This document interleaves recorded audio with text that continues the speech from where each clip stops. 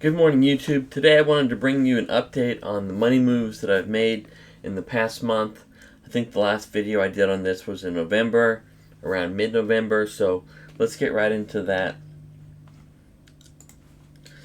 So the first area I'll talk about is real estate. Right now I'm working on increasing my network for buying and property management in Kansas City.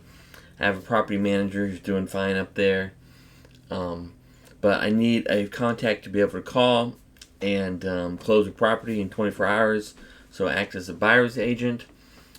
And in addition, I will need a property manager if I buy, a multiplex or so many units. I want to be prepared for who I would use for that.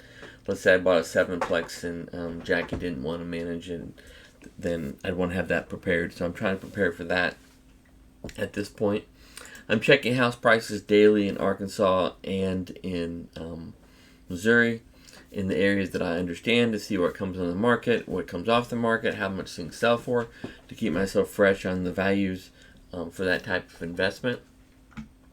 From an investment standpoint, outside of real estate, I'm still dollar cost averaging into Walmart stock.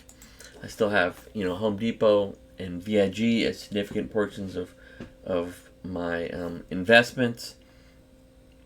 And I'd like to buy Pepsi at some point, but it's been pretty high lately compared to other stocks and other things that I have. So I'm looking at that. Crypto, I moved out of Nexo.io and Coinbase on the crypto.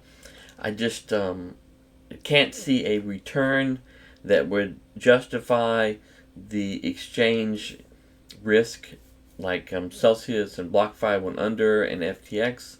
And so I don't think there's a return that can justify leaving coins on an exchange.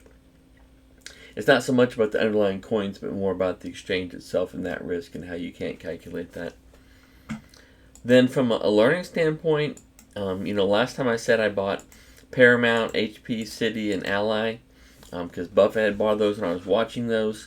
And I kind of like Paramount and Ally in the way they look and they behave, and the companies do things I understand a little better than other ones. And so I increased my allocation to those two. And then from a risk reduction, I bought another Treasury. I think this one was at like 4.4%.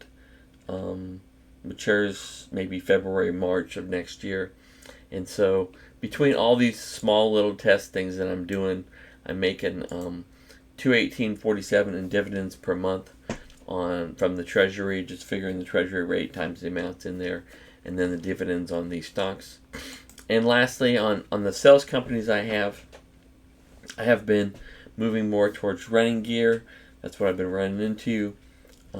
Shoes and clothes, they're running brands, and that's what I've been pushing on that side, and then continuing the other things that I sell. And those things create income to allow investment to decrease risk in establishing and having rental properties, right? You might have a cash flow risk on a rental property that you purchase, and down here in a sales company you have positive cash flow to offset that cash flow risk.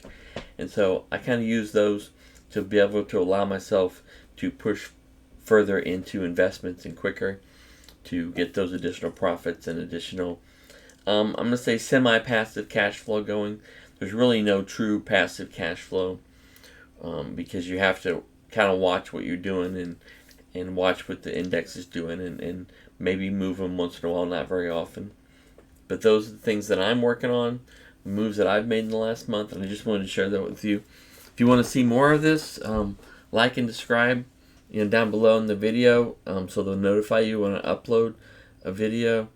I'm not an investment advisor. I'm not a professional investment advisor.